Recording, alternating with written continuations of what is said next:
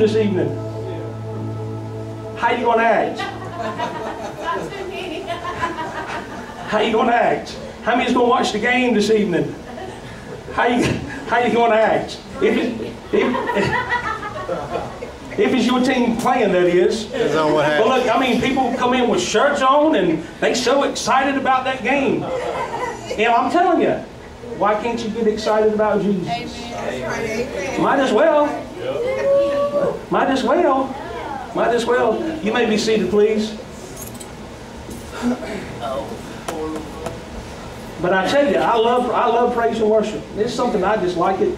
I like it by myself. I like it with a group of people. It don't make no difference. I mean, I could be right by myself and just have me a good time. But I was thinking about how many times God has fought for me, and how many times God has fought for you, and when you didn't even realize it. And I was thinking about, man, my whole life, even when I was younger, I look back through my life and see my brothers and all the stuff that's taking place in their lives, and how it's just so much destruction has been through my family from one end to the other. I mean, just major destruction, and God has kept me. He's fought for me. And I'm thinking, man, it's nice to have somebody fighting for you, especially when you give up on yourself. It is, especially when you just give up on yourself, and yet He still fights for you. Then I thought about over there when David and Goliath, how they were, they wanted. David said that I'll fight this giant. Nobody else would. Of course, you know he went out before him, so forth and so on. And this is what it says. It says that you can turn. Don't turn to this, but I'll give you another one. In the 47 of 1 Samuel 17, and it says that he was speaking to him, and he said, and David said to the Philistine from 45 to 47 in verse 17. It says, when David said to the Philistine, "You come to me with a sword and a spear and a javelin," he said, "but I come to you in the name of the Lord of hosts, the God of the armies of Israel, who you taunted." He said, "This day the Lord will deliver you up into my hands, and I will strike you down and remove your head. I will give the dead bodies of the armies of the Philistine this day to the birds of the sky and the wild beasts of the earth. And all the earth may know that there is a God in Israel. And all the assemblies may know that the Lord does not deliver by sword or spear, for the battle is the Lord's, and He will give you into my hands." And I wrote on the side over here, it says, what are you saying about your life?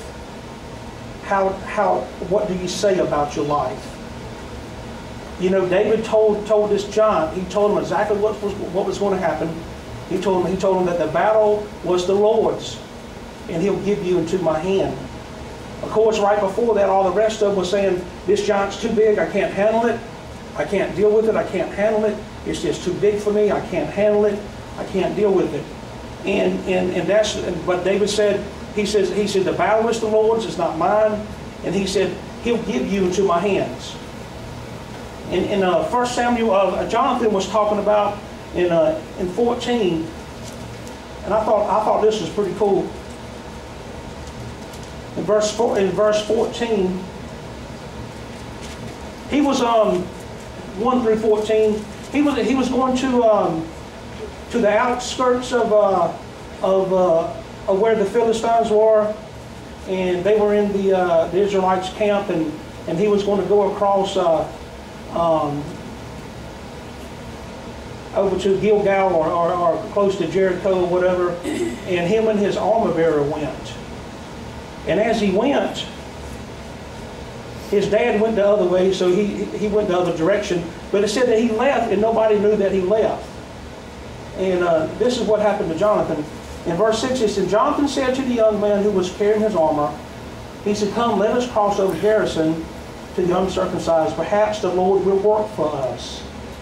Perhaps the Lord will work for us. And the Lord is not restrained to save by many or by few. Then I thought back when it was Joshua,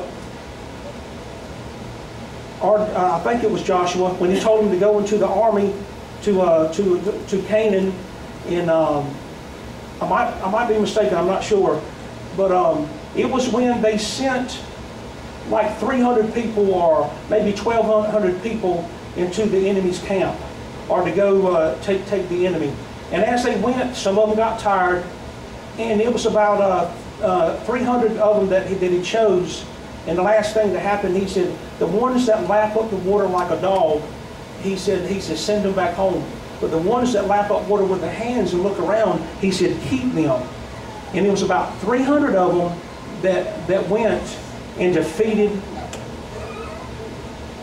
He's all right. That defeated that army. But this right here, I thought it was pretty cool. He says, and speaking of the armor bearer, he says, and his armor bearer said unto him, do all that is in your heart. Turn yourself. And here I am according to your desire. And Jonathan said, behold, we will cross over to the men and reveal ourselves to them. And they say to us, wait until we come unto them, then we will stand in this place and not go up. But if they say, come up to us, we will go up, for the Lord has given us to his hands. And this shall be a sign. So they went up and they fought, and it was about a half acre of land. And him and his armor bearer killed about 20 men. Killed about 20 men. You remember when who was it with Samson? Remember with the jawbone of a donkey? He picked it up and he killed 1,000 men. 1,000 men.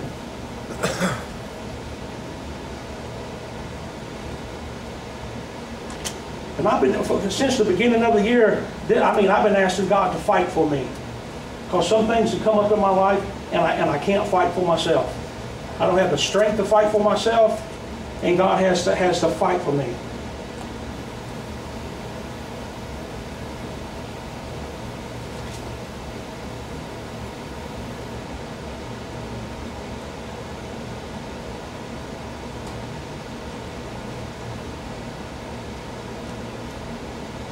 It said that in 2 Chronicles 14 that in Azar, this is what he said. Azar called on the Lord his God and said, Lord, there is no one beside you to help me in the battle between the powerful and those who have no strength. He says, so help us. O Lord our God, for we trust in you. In your name we have come against a multitude. O Lord, thou art our God. Let no man prevail against us. And as he pursued the enemy, he recovered city, he recovered ground. Right in verse 14, and they destroyed all the city around them, for the dread of the Lord had fallen on them. It said, and then all of a sudden they went into that city, and they took all the plunder with them. They took all the livestock, everything that was there. They took it all.